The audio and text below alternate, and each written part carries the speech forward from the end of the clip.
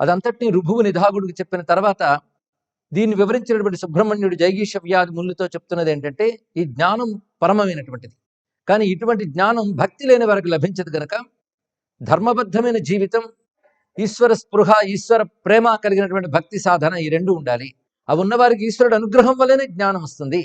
దానికి ఉదాహరణగా సుదర్శనుడు అనేటువంటి భక్తుడు విష్ణువుని ఆరాధించి విష్ణు కృపచేత సాధన పండడానికి అనువైన చోటు ఏది, ఆ చోటికి తీసుకువెళ్ళబడ్డాడు.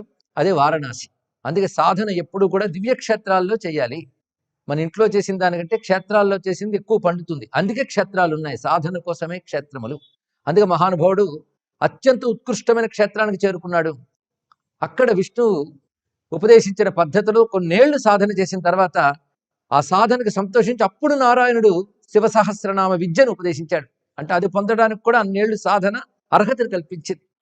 సంవత్సరం పాటు ఆ సహస్రనామాలు సాధన చేసి శివుని మళ్ళీ పద్ధతిగా ఆరాధన చేయడం వల్ల ఆ సంవత్సరాంతంలో విశ్వనాథుడికి కైవల్యాన్ని ప్రసాదించాడు తారకాన్ని ఉపదేశించి అని చెప్పుకుంటూ, కనుక శివనామ విద్యకి, శివ మంత్ర విద్యకి, శివ సాధనకి ఉన్న క్షేత్రాల్లో సర్వోత్తమైన క్షేత్రం ఏది అని అమ్మవారు అడగగానే కాశీ గురించి చెప్పడం మొదలుపెట్టాడు.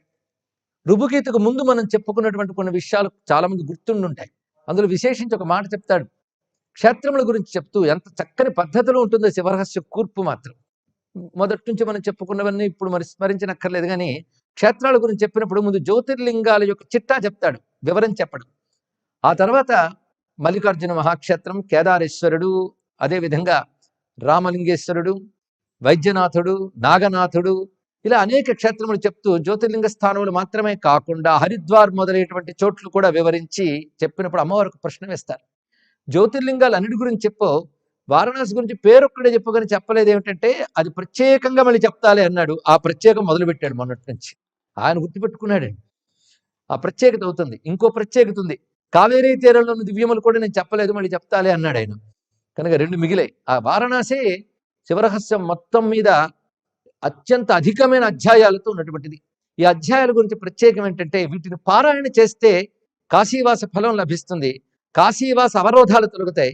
అదేవిధంగా కాశీలో ఏవైనా తెలిసి తెలియక దోషాలు చేసినట్లయితే ఈ అధ్యాయ శ్రవణం వల్ల పఠనం వల్ల తొలగుతాయి అంటున్నారంటే, ఎన్ని సుకృతాలు చేసుకున్నామో పరమ పావనమైన ఈ వేళ